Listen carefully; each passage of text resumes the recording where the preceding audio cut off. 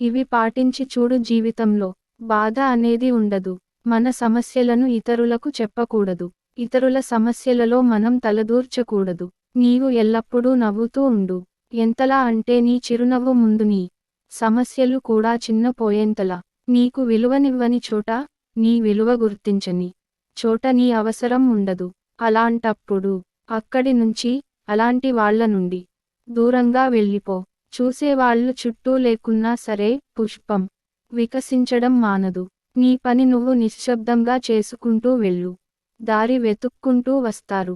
సముద్రంలో రాయి విసిరితే సముద్రానికి ఏమీ కాదు, రాయే కనపడకుండా పోతుంది. ధైర్యంగా మనం ఉంటే విమర్శించిన వారు కనబడకుండా పోతారని గుర్తించుకో. రేపు అన్నది ఉందో లేదో తెలియదు, అందుకే ఉన్న నేటిని ఆస్వాదించు. కష్టాలు వచ్చినప్పుడు కాలాన్ని తిట్టకు.